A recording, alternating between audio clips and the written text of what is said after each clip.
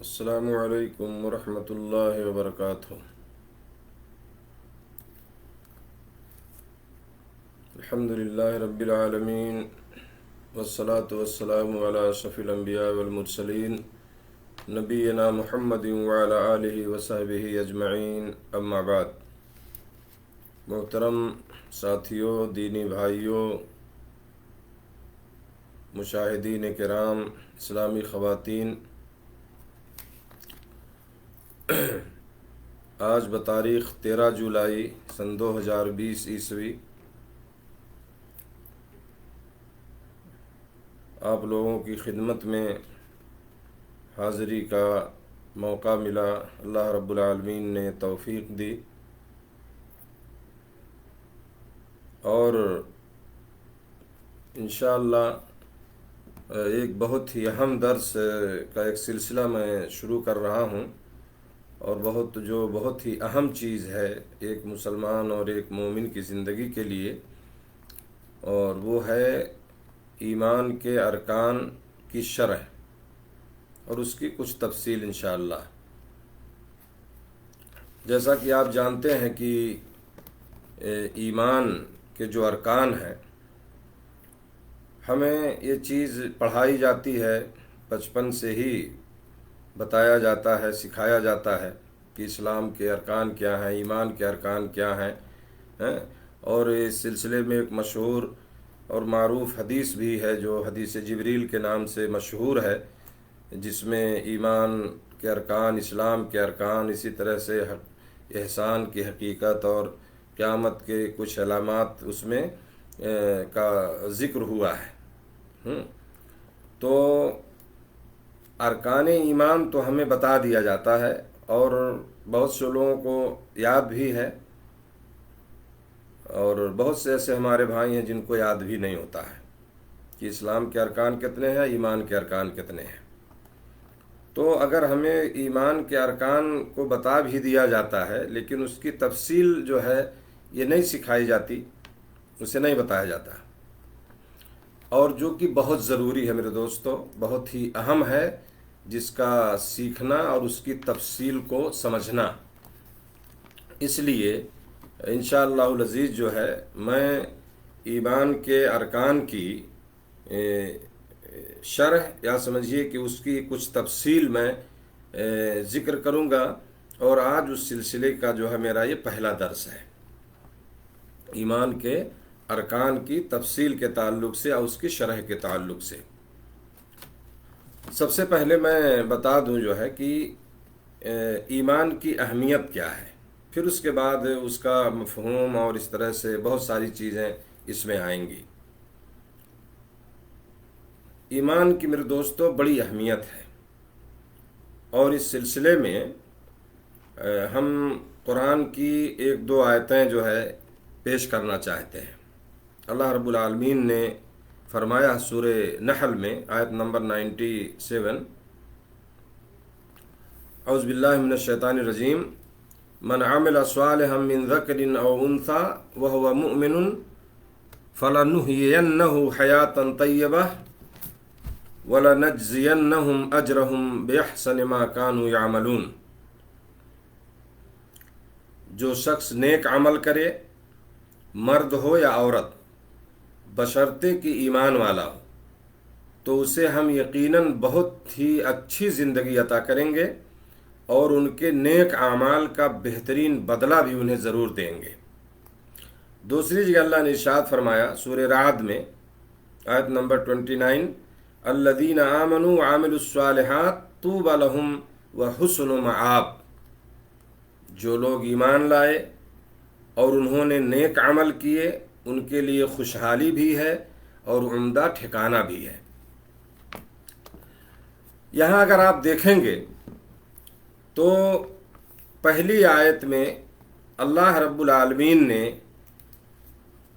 نیک عمل کرنے والے کو، چاہے وہ مرد ہو یا عورت ہو، دنیا ہی میں پاکیزہ زندگی عطا کرنے اور آخرت میں ان کے اعمال کا بہترین بدلہ دینے کا وعدہ فرمایا ہے۔ لیکن اس شرط پر کہ عمل کرنے والا چاہے وہ مرد ہو یا عورت وہ ایمان والا ہو۔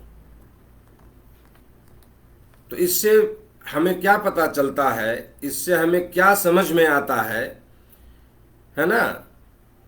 یہ بات سمجھ میں آتی ہے کہ دنیا اور آخرت کی کامیابی کے لیے ایمان بنیادی حیثیت رکھتا ہے، یہ بہت ضروری ہے۔ اگر ہمیں دنیا میں بھی کامیابی چاہیے اور آخرت میں بھی تو اس کے لیے ایمان ضروری ہے، کیونکہ اللہ رب العالمین نے فرمایا کہ ہم اسے کیا ہے اچھی زندگی عطا کریں گے اور اس کے نیک عمل کا بہترین بدلہ انہیں ضرور دیں گے، ہے نا؟ تو دنیا کی زندگی میں چاہیے ہمیں کامیابی، دنیا کی کامیابی، آخرت کی کامیابی، اس کے لیے ایمان جو ہے بنیادی شرط ہے۔ اسی طرح دوسری آیت جو سورہ رعد کی آیت میں نے پڑھی ہے، اس میں بھی اللہ رب العالمین نے ایمان والوں کو اور عمل صالح کرنے والوں کو، نیک عمل کرنے والوں کو دنیا میں خوشحالی اور آخرت میں کیا ہے اچھا ٹھکانہ یا عمدہ ٹھکانے کی خوشخبری سنائی ہے۔ اللہ نے فرمایا کہ ان کے لیے خوشحالی بھی ہے اور عمدہ ٹھکانہ بھی۔ تو یہ بھی اس بات کی دلیل ہے کہ ایمان کی بنیاد پر ہی دونوں جہانوں کی کیا ہے کامیابی ہمیں نصیب ہو سکتی ہے، ورنہ نہیں ہوگی۔ یہ ایمان جو ہے یہ بنیاد ہے اور یہ بہت ضروری چیز ہے۔ اب ایک روایت میں ذکر کرنا چاہتا ہوں، بڑی مشہور حدیث ہے نا؟ اس سے پہلے یہ بتا دوں کہ دیکھیے اگر انسان ایمان والا ہو اور اس کے ساتھ ساتھ جو ہے کبیرہ گناہوں کا ارتکاب بھی کرتا ہو، بڑے گناہ ہو گئے اس سے، اور اسی حالت میں توبہ کرنے سے پہلے اس کی موت ہو جائے، تو قیامت کے دن اگر اللہ تعالیٰ نے چاہا، یہ اس کی مشیت پہ منحصر ہے، اگر اللہ چاہے گا تو اسے اس کے گناہوں کی سزا دے گا، اور پھر اس کے ایمان ہی کی بنیاد پر، جو ایمان وہ لایا تھا، ایمان ہی کی بنیاد پر اسے جہنم سے نجات دے کر کے جنت میں داخل کرے گا۔ جیسا کہ مشہور روایت ہے حضرت انس بن مالک رضی اللہ تعالی عنہ کی، اور ایک لمبی حدیث ہے جو حدیث الشفاعہ کے نام سے مشہور ہے، یعنی نبی شفاعت کا مطلب یعنی سفارش کرنا، اللہ کے نبی صلی اللہ علیہ وسلم اللہ رب العالمین سے اپنی امتیوں کے لیے جو سفارش کریں گے، تو ایک لمبی روایت ہے، اور اسی روایت میں اسی کے ضمن میں ہے نا حضرت انس بن مالک رضی اللہ تعالیٰ عنہ فرماتے ہیں کہ رسول اللہ صلی اللہ علیہ وسلم نے ارشاد فرمایا، فَأَقُولُ أَنَا لَهَا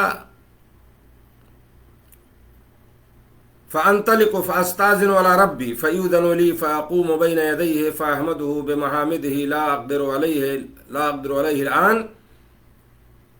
ایک لمبی روایت ہے، میں اس کا ترجمہ اور اس کا مفہوم میں آپ کو بتانا چاہتا ہوں۔ تو حدیث شفاعت مشہور ہے، حدیث کے لوگ پریشان ہوں گے، بہت سارے لوگ آئیں گے، آدم علیہ السلام کے پاس جائیں گے، فلاں کے پاس جائیں گے، ان کے پاس جائیں گے، تمام نبیوں کے ہوتے ہوئے ہے نا؟ تو اللہ کے نبی صلی اللہ علیہ وسلم بھی جو ہے وہ سفارش کے لیے کھڑے ہوں گے۔ تو حدیث میں ہے کہ میں کہوں گا، یعنی اللہ کے نبی صلی اللہ علیہ وسلم نے فرمایا، ارشاد فرمایا کہ میں کہوں گا کہ میں اس شفاعت کے لیے یعنی سفارش کے لیے تیار ہوں، چنانچہ میں جاؤں گا اور اپنے رب سے اجازت طلب کروں گا، اور جب مجھے اجازت دے دی جائے گی تو میں اس کی بارگاہ میں کھڑا ہو جاؤں گا۔ سمجھ رہے نا؟ اللہ نے فرمایا قرآن میں منزل الذی یشفع عندہ الا باذنہ، ہے نا؟ کہ اللہ کی اجازت کے بغیر کون ہے وہ جو سفارش کرے اس کے پاس سوا اس کے رب کے حکم سے، تو بغیر اللہ کی اجازت کے کوئی سفارش نہیں کر پائے گا جو ہے۔ تو اللہ کے نبی صلی اللہ علیہ وسلم فرماتے ہیں کہ میں اجازت طلب کروں گا رب سے سفارش کے لیے، شفاعت کے لیے، اپنی قوم امت کی سفارش کے لیے، ان کی بخشش کے لیے میں اجازت طلب کروں گا، تو مجھے جب اجازت مجھے دے دی جائے گی تو میں اس کی بارگاہ میں کھڑا ہو جاؤں گا اور اس کی وہ تعریفیں کروں گا جو اب نہیں کر سکتا. وہ صرف اسی وقت اللہ تعالیٰ مجھے الہام کرے گا. یعنی وہ چیزیں کیسی تعریف کرنی ہے، کس طرح سے اللہ تعالیٰ اس وقت جو ہے نبی کریم صلی اللہ علیہ وسلم کی طرف الہام کرے گا، اور اللہ کے نبی صلی اللہ علیہ وسلم اسی طرح سے کیا ہے وہ تعریفیں کریں گے جو ہے اللہ کی. پھر میں اس کے سامنے سجدہ ریز ہو جاؤں گا، سجدے میں ہو جائیں گے اللہ کے نبی صلی اللہ علیہ وسلم. نبی صلی اللہ علیہ وسلم فرماتے ہیں کہ میں سجدے میں چلا جاؤں گا جو ہے. پھر مجھے کہا جائے گا اے محمد صلی اللہ علیہ وسلم اپنا سر اٹھائیے اور بات کیجیے. آپ کی بات سنی جائے گی اور سوال کیجیے. یہ آپ کو کہا جائے گا کہ آپ سر اٹھائیے، آپ کی بات سنی جائے گی، سوال کیجیے کیا کرنا چاہتے ہیں، ہے نا. آپ کا سوال پورا کیا جائے گا اور شفاعت کیجیے، آپ کی شفاعت قبول کی جائے گی. سفارش کیجیے، آپ کی سفارش جو ہے قبول کی جائے گی. میں کہوں گا، کون فرماتے ہیں؟ اللہ کے نبی صلی اللہ علیہ وسلم. میں کہوں گا اے میرے رب، میری امت کی بخشش فرما اور میری امت کو جہنم سے بچا. تو کہا جائے گا کہ آپ جائیے اور جس شخص کے دل میں گندم، گیہوں یا جو کے دانے کے برابر بھی ایمان ہو اسے جہنم سے نکال لیجیے. چنانچہ میں جاؤں گا، اللہ کے نبی صلی اللہ علیہ وسلم فرماتے ہیں، چنانچہ میں جاؤں گا اور اسی طرح کروں گا جیسا کہ مجھے حکم دیا جائے گا. پھر میں اپنے رب کے پاس واپس لوٹ کر آؤں گا اور وہی تعریفیں کروں گا، ہاں، یعنی جو جیسے پہلے کیا.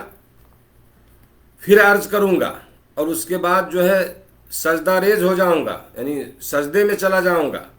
پھر مجھے کہا جائے گا کہ محمد اپنا سر اٹھائیے، بات کیجئے، آپ کی بات سنی جائے گی، سوال کیجئے، آپ کا سوال پورا کیا جائے گا، اور شفاعت کیجئے، آپ کی شفاعت قبول کی جائے گی. یعنی آپ سفارش کریں، آپ کی سفارش قبول کی جائے گی.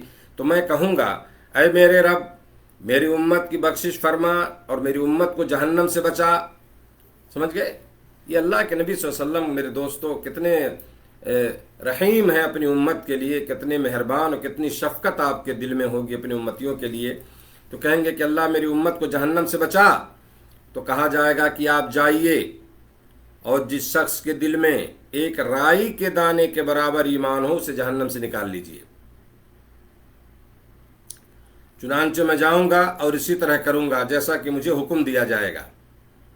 پھر میں اپنے رب کے پاس واپس لوٹ کر آؤں گا اور وہی تعریفیں پھر عرض کروں گا. اس کے بعد میں سجدے میں چلا جاؤں گا. پھر مجھے کہا جائے گا کہ محمد اپنا سر اٹھائیے، بات کیجئے، آپ کی بات سنی جائے گی، سوال کیجئے، آپ کا سوال پورا کیا جائے گا، اور شفاعت کیجئے، آپ کی شفاعت قبول کی جائے گی. میں کہوں گا کہ اے میرے رب، میری امت کی بخشش فرما اور میری امت کو جہنم سے بچا. کہا جائے گا کہ آپ جائیے اور جس شخص کے دل میں ایک رائی کے دانے سے کم بھی کم اور اس سے بھی کم، ایک رائی کے دانے سے بھی کم اور اس سے بھی کم اور اس سے بھی کم ایمان ہو اسے بھی جہنم سے نکال لیجئے. چنانچہ میں جاؤں گا اور اسی طرح کروں گا جیسا کہ مجھے حکم دیا جائے گا. سمجھ رہے ہیں؟ تو میرے دوستو اس روایت سے، اس حدیث سے کیا معلوم ہوتا ہے؟ اس حدیث سے ثابت ہوتا ہے کہ قیامت کے دن ایمان ہی کی بنیاد پر انسان کی نجات جو ہے ممکن ہو سکے گی. کس کی بنیاد پر؟ ایمان ہی کی بنیاد پر. اور کسی انسان کی نجات کے لیے ایمان اس قدر اہم ہے، اس قدر اس کی اہمیت ہے کہ اگر یہ رائی کے دانے سے بھی کم ہوگا، رائی کا دانہ آپ دیکھتے ہیں نا، سرسوں رائی کتنا بڑا ہوتا ہے، وہ رائی کے دانے سے بھی کم ہوگا اگر ایمان، تو اللہ تعالیٰ اسے ضرور جہنم سے نکال کر جنت میں داخل کرے گا جو ہے. سمجھ رہے ہیں؟ کیونکہ یہ چیز آپ جان لیں کہ ایمان والا جو ہے، مومن، یہ ہمیشہ جہنم میں نہیں رہے گا. اللہ رب العالمین بشرطے کی شرک نہ کیا ہو، شرک کی تو بات ہی الگ، اس کو چھوڑ دیجئے. سمجھ رہے ہیں نا؟ شرک کا مسئلہ ہی الگ ہے، اگر شرک پہ کسی کی موت ہوتی ہے۔ ایک موحد آدمی اگر اس نے بڑے گناہ بھی کیے ہیں تو اللہ رب العالمین کی مشیت پہ ہے، چاہے گا تو بخش دے گا، اور اگر وہ چاہے گا تو اس کے اس گناہ کی، اس کے اس عمل کی اسے سزا ملے گی، اور وہ پھر جہنم سے نکال کر اسے جنت میں ڈالا جائے گا، داخل کیا جائے گا۔ ہمیشہ ہمیش جو ہے ایک ایمان والا بندہ، ایک موحد بندہ ہمیشہ ہمیش جو ہے جہنم میں نہیں رہے گا۔ وہ اللہ رب العالمین کی مشیت پہ میرے دوستو، جس کو چاہے گا تو بخش بھی دے گا، اور اگر کسی کو چاہے گا کہ نہیں اس کو اس کے اعمال کی سزا دینی ہے تو اتنی سزا جب وہ کاٹ لے گا پھر اسے جہنم سے نکال دیا جائے گا۔ آپ دیکھیے اللہ کے نبی صلی اللہ علیہ وسلم جو سفارش کر رہے ہیں اپنی امت کی بخشش کے لیے، جب آپ سفارش کریں گے تو کہا جائے گا جائیے ایک رائی کے دانے سے بھی کم، اس سے بھی کم اور اس سے بھی کم اگر ایمان ہو تو اسے جہنم سے نکال لیجیے۔ تو مرتکب کبیرہ جو ہے، اہل سنت والجماعت کا یہی مسلک ہے میرے دوستو، کہ اور یہی منہج ہے، ان کا عقیدہ یہی ہے کہ جو کبیرہ گناہ، بڑے گناہ بھی کرنے والا وہ ہمیشہ ہمیش جو ہے وہ جہنم میں نہیں رہے گا، بلکہ اس کو جو ہے اگر اللہ نے پہلے ہی مرحلے میں اگر اس کی بخشش نہیں ہوئی، اگر اسے اس کے گناہ کی سزا مل رہی ہے جہنم میں، تو اس سزا کے بعد ایک دن اس کو اس سے نکالا جائے گا جہنم سے، اور اسے بھی جنت میں داخل کیا جائے گا۔ تو یہ ایمان میرے دوستو، یہ ایمان کی اہمیت ہے، کس قدر اتنا ایمان اہم ہے۔ آپ دیکھ لیجئے کہ اگر جس کے دل میں ایک رائی کے دانے کے برابر اس سے کم بھی اگر ایمان ہے تو انشاءاللہ وہ بھی جہنم سے نکلے گا اور جنت میں جائے گا۔ تو یہ ایمان کی اہمیت میں نے مختصر انداز میں بتائی آپ کو قرآن کی 2 آیتوں سے، اور اس حدیث کے حدیث شفاعت جو ہے، جو سفارش والی حدیث ہے، اس حدیث کے حوالے سے کہ ایمان کی اہمیت کتنی ہے، سمجھ رہے ہیں نا۔ تو جب ایمان دنیا اور آخرت میں اتنا اہم ہے ایک انسان کی کامیابی کے لیے، اس کی نجات کے لیے، تو ابھی ہم سمجھتے ہیں کہ اس ایمان کہتے کس کو ہیں؟ بولتے تو ہم ایمان، ہم مومن ہیں، ہم ایمان والے لوگ ہیں، ہے نا۔ تو ایمان کس کو کہتے ہیں؟ اس کا جاننا، اس کی تعریف اور اس کے ارکان کو بھی معلوم کرنا نہایت ضروری ہے، کہ اس کے ارکان کتنے ہیں، اس کی تعریف کیا ہے، اس کا مفہوم کیا ہے۔ تو سب سے پہلے ہم ایمان کے مفہوم کو سمجھتے ہیں۔ ایمان میرے دوستو لغت میں، سمجھ رہے ہیں نا، لغوی معنی اس کا جو ہے 2 معنی علماء نے بیان کیا۔ ایک تو تصدیق کرنا، جو ہے نا کسی چیز کی کہ آپ تصدیق کریں کہ ہاں یہ چیز برحق ہے، یہ چیز صحیح ہے نا۔ اور دوسرا معنی ہے اقرار کرنا، یعنی کسی چیز کی تصدیق کے ساتھ اس کا اقرار کرنا جو ہے۔ تو تصدیق کرنا اور اقرار کرنا، یہ 2 معنی اس کا لغوی معنی جو ہے علماء نے بتایا ہے۔ اور اس کا جو شرعی معنی ہے، جو عام طور سے جو ایمان کی تعریف کی جاتی ہے شریعت میں ہمارے، ہے نا، اس کا مفہوم یہ ہے، یا اصطلاح میں کہہ لیجئے، جو شرعی اصطلاح ہے ہمارے، یعنی شریعت کے اصطلاح میں، وہ کیا ہے؟ قول باللسان و اعتقاد بالجنان و عمل بالارکان۔ 3 چیزوں کا نام ہے ایمان۔ ایمان کیا ہے؟ وہ 3 چیزوں کا نام ہے۔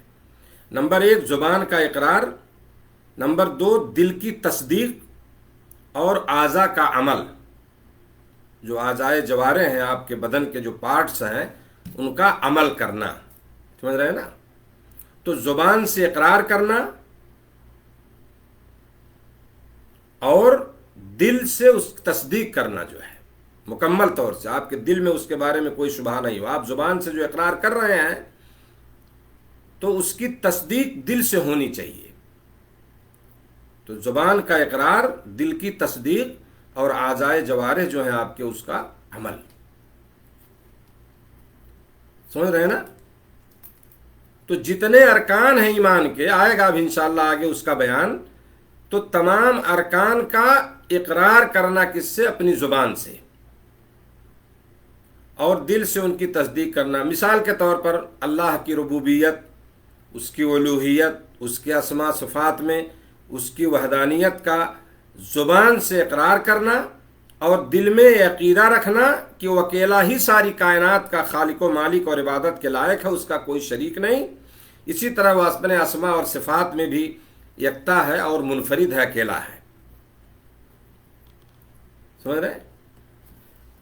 اسی طرح میرے دوستو، ایمان کی تعریف میں دل کے یہ اعمال بھی شامل ہیں، جیسے اللہ سے محبت کرنا، اسی سے ڈرنا، اسی کی طرف رجوع کرنا، اسی پہ بھروسہ کرنا وغیرہ، یہ ساری چیزیں اس میں شامل ہیں۔ تو چونکہ ایمان کے ضمن میں اعمال بھی شامل ہیں، ایمان کے ضمن میں عمل بھی ہے، اعضاء کا عمل، تین چیزیں میں نے بتایا، زبان سے اقرار، دل کی تصدیق، اور اعضاء کا، اعضاء جوارح جو آپ کے بدن کے پارٹ ہیں، ہاتھ پیر وغیرہ، ان کا عمل کرنا۔ تو ایمان کے ضمن میں اعمال بھی شامل ہیں، اس لیے عمل صالح کرنے سے ایمان میں اضافہ ہوتا ہے اور نافرمانی کرنے سے ایمان میں کمی ہوتی ہے۔ یہ بہت اہم بات ہے، یہ سمجھ رہے ہیں نا؟ جب ایک آدمی نیک عمل کرتا ہے، عمل صالح کرتا ہے، تو اس سے کیا ہے، اس کے ایمان میں اضافہ ہو جاتا ہے، اور اگر وہ نافرمانی کرتا ہے تو نافرمانی کرنے سے اس کے ایمان میں کمی واقع ہو جاتی ہے، جیسا کہ اللہ تعالیٰ نے فرمایا، سورہ انفال کی آیت ہے، انما المؤمنون اذا ذکر اللہ وجلت قلوبہم واذا تلیت علیہم آیاتہ زادتہم ایمانا وعلی ربہم یتوکلون الذین یقیمون الصلاۃ ومما رزقناہم ينفقون اولئک هم المؤمنون حقا لهم درجات عند ربہم ومغفرۃ ورزق کریم۔ اس کا معنی یہ ہے، اس کا ترجمہ یہ ہے کہ سچے مومن تو وہ ہیں جب ان کے سامنے اللہ کا ذکر کیا جائے تو ان کے دل کانپ اٹھتے ہیں، اور جب انہیں اللہ کی آیات سنائی جائیں تو ان کا ایمان بڑھ جاتا ہے۔ سمجھ رہے ہیں نا؟ ان کا ایمان بڑھ جاتا ہے، یعنی ایمان میں زیادتی ہو جاتی ہے، اور وہ اپنے رب پر ہی بھروسہ کرتے ہیں، اور وہ نماز قائم کرتے ہیں، اور ہم نے جو مال و دولت انہیں دے رکھا ہے اس میں سے وہ خرچ کرتے ہیں۔ یہی سچے مومن ہیں جن کے لیے ان کے رب کے یہاں درجات ہیں، بخشش ہے اور عزت کی روزی ہے۔ تو ان آیات میں اللہ رب العالمین نے سچے مومنوں کی 5 صفات ذکر فرمائی ہیں۔ ان میں سے پہلی 3 جو صفات ہیں، پہلی جو 3 خوبیاں ہیں اس کی، ان کا تعلق جو ہے دل سے ہے، اور دوسری جو 2 صفات کا تعلق اعضاء سے ہے۔ سمجھ رہے ہیں نا؟ اس سے معلوم ہوا کہ حقیقی اور سچے ایمان کے حصول کے لیے، ہے نا، اعضاء کا عمل جو ہے ضروری ہے، اور یہ بھی معلوم ہوا کہ عمل صالح سے ایمان میں اضافہ ہوتا ہے نا؟ تو جیسے اللہ نے ذکر کیا کہ جب اللہ کے سامنے ذکر کیا جائے تو ان کے سامنے مومن ہوئے ہیں، جب ان کے سامنے اللہ کا ذکر کیا جائے تو ان کے دل کانپ اٹھتے ہیں، جب آیتیں سنائی جائیں تو ان کا ایمان بڑھ جاتا ہے، اپنے رب پہ بھروسہ کرتے ہیں، ہے نا؟ تو یہ دل سے ان کا تعلق ہے، ایسی خوبیاں ہیں، ان کا تعلق دل سے ہے۔ لیکن آگے اللہ نے فرمایا کہ جب وہ نماز قائم کرتے ہیں، جو ہمیں دولت دے رکھا اس میں سے وہ خرچ کرتے ہیں، تو یہ کیا ہے؟ اعضاء سے اس کا تعلق ہے، عمل کر رہے ہیں یہاں۔ تو عمل یعنی ایمان کے لیے، یعنی سچے ایمان کے لیے، حقیقی ایمان کے حصول کے لیے اعضاء جوارح جو ہیں ان کا عمل ضروری ہے، اور اس سے بھی معلوم ہوا کہ عمل صالح سے ایمان میں اضافہ ہوتا ہے۔ سمجھ رہے ہیں نا؟ یعنی آدمی جب نیک عمل کرے گا تو اس کے ایمان میں زیادتی ہوگی، اور جو معصیت کا کام کرے گا، نافرمانی کرے گا، گناہ کرے گا جو ہے، تو اس کے ایمان میں کمی واقع ہو جاتی ہے۔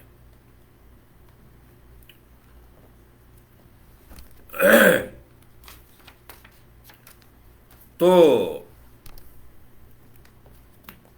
اب ایک چیز اور ہے میرے دوستو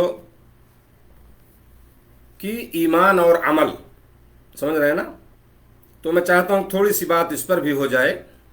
ایمان اور عمل جو ہے، جیسا کہ میں نے بتایا کہ ایمان جو ہے صرف زبان کے اقرار اور دل کی تصدیق ہی کا نام نہیں ہے، بلکہ اس کے ساتھ ساتھ عمل صالح بھی ضروری ہے۔ یہی وجہ ہے کہ اللہ تعالیٰ نے قرآن مجید کی متعدد آیات میں جو ہے ان لوگوں کو جنت کی خوشخبریاں سنائی ہیں جو ایمان والے اور عمل صالح کرنے والے ہوں۔ یعنی دونوں چیزیں جو ہے یہ ضروری ہیں، ایمان کے یعنی اقرار کے ساتھ ساتھ، زبان سے اقرار کے ساتھ ساتھ دل کی تصدیق کے ساتھ جو ہے عمل بھی ضروری ہے، اور اللہ تعالیٰ نے ایسے لوگوں کو خوشخبری بھی سنائی ہے قرآن میں۔ ایسا نہیں ہے کہ ہم زبان سے اقرار کر لیے، دل سے مان لیا اور عمل کی کوئی ضرورت نہیں ہے، ایمان کے ساتھ عمل کی ضرورت ہے۔ جیسے کہ اللہ تعالیٰ نے فرمایا وَبَشِّرِ الَّذِينَ آمَنُوا وَعَمِلُوا الصَّالِحَاتِ أَنَّ لَهُمْ جَنَّاتٍ تَجْرِي مِن تَحْتِهَا الْأَنْهَارُ كُلَّمَا رُزِقُوا مِنْهَا مِن ثَمَرَةٍ رِزْقًا قَالُوا هَذَا الَّذِي رُزِقْنَا مِن قَبْلُ وَأُوتُوا بِهِ مُتَشَابِهًا وَلَهُمْ فِيهَا أَزْوَاجٌ مُطَهَّرَةٌ وَهُمْ فِيهَا خَالِدُونَ۔ سورہ بقرہ کی آیت۔ اے پیغمبر، اللہ فرما رہا ہے کہ جو لوگ ایمان لائیں اور اچھے عمل کریں انہیں آپ خوشخبری دے دیں، خوشخبری ان کو دے دیجیے آپ کہ ان کے لیے ایسے باغات ہیں، یعنی کون لوگ جو ایمان لائیں اور نیک عمل کریں، اچھے عمل کریں، ان کے لیے ایسے باغات ہیں جن کے نیچے نہریں جاری ہیں۔ جب بھی انہیں کوئی پھل کھانے کو دیا جائے گا تو کہیں گے یہ تو پھل ہیں جو ہمیں اس سے پہلے دنیا میں دیے جا چکے ہیں، کیونکہ جو پھل انہیں دیا جائے گا وہ شکل و صورت میں دنیا کے پھل سے ملتا جلتا ہوگا۔ نیز ان ایمان والوں کے لیے وہاں پاک و صاف بیویاں بھی ہوں گی اور ان باغات میں ہمیشہ قیام پذیر رہیں گے۔ اسی طرح اللہ تعالیٰ نے فرمایا سورہ بقرہ ہی میں ان الذین آمنوا وعملوا الصالحات واقاموا الصلاۃ وآتوا الزکاۃ لہم اجرہم عند ربہم ولا خوف علیہم ولا ہم یحزنون۔ البتہ جو لوگ ایمان لائے اور انہوں نے اچھے عمل کیے، نماز قائم کرتے رہے، زکوٰۃ ادا کرتے رہے، تو ان کا اجر ان کے رب کے پاس ہے، انہیں نہ کوئی خوف ہوگا اور نہ وہ غمگین ہوں گے، انہیں کوئی خوف اور غم کی بات نہیں ہوگی ان کے لیے۔ اسی طرح اللہ تعالیٰ نے میرے دوستوں قسم کھا کر کے تمام انسانوں کو جو خسارہ پانے والا قرار دیا، یعنی سارے انسان گھاٹے میں ہیں اور سوا ان کے جو ایمان والے ہوں گے اور عمل صالح کرتے ہوں، تو اللہ تعالیٰ نے فرمایا مشہور جو ہے سورۃ العصر، جو چھوٹی سی مشہور ایک سورت ہے، والعصر ان الانسان لفی خسر الا الذین آمنوا وعملوا الصالحات وتواصوا بالحق وتواصوا بالصبر۔ اللہ فرما رہا ہے زمانے کی قسم، بلا شبہ انسان خسارے میں ہے، سارے لوگ کیا ہے گھاٹے میں، سوائے ان لوگوں کے جو ایمان لائے اور نیک عمل کرتے رہے اور ایک دوسرے کو جو ہے حق کی تلقین اور صبر کی تاکید کرتے رہے۔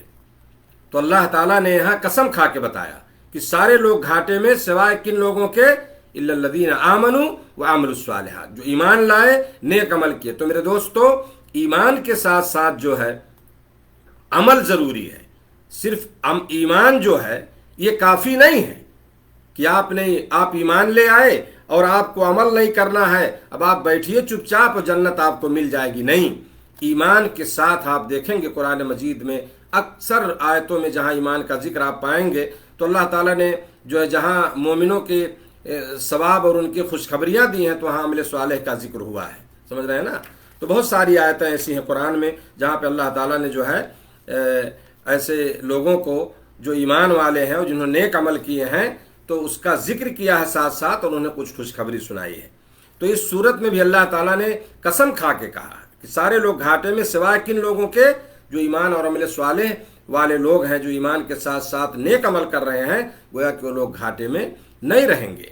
تو اس سے معلوم ہوا کہ ایمان اور عمل جو ہے لازم ملزوم چیزیں ہیں، یعنی بغیر جو ہے عمل کے وہ ایمان کسی کام کا نہیں ہوگا، سمجھ رہے ہیں۔ اسی طرح سے اللہ تعالیٰ نے سورہ 3 میں، سورہ 3 آپ پڑھتے ہیں نا، والتین والزیتون وطور سینین وہذا البلد الامین لقد خلقنا الانسان فی احسن تقویم ثم رددناہ اسفل سافلین الا الذین آمنوا وعملوا الصالحات فلہم اجر غیر ممنون۔ تو اللہ تعالیٰ نے اس میں بھی کئی چیزوں کی اللہ نے قسم کھایا ہے، سمجھ رہے ہیں نا۔ قسم ہے انجیر کی، زیتون کی، طور سینا کی، اور اس عمل والے شہر یعنی مکہ کی اللہ نے قسم کھایا۔ وہ 3 واو یہاں قسم کے لیے ہے، عربی گرامر میں عربی کے حساب سے ہے نا۔ انجیر کی، زیتون کی، طور سینا کی اور عمل والے شہر یعنی مکہ کی اللہ نے قسم کھائی کہ ہم نے انسان کو بہترین ساخت پر پیدا کیا، پھر ہم نے اسے ادنا ترین مخلوق کے درجے میں لوٹا دیا۔ بجز ان لوگوں کے جو ایمان لائے، یعنی ان لوگوں کے علاوہ جو ایمان لائے اور نیک عمل کیے، ان کے لیے ایسا اجر ہے جو کبھی منقطع نہیں ہوگا، کبھی ختم نہیں ہوگا جو ہے، فلہم اجر غیر ممنون۔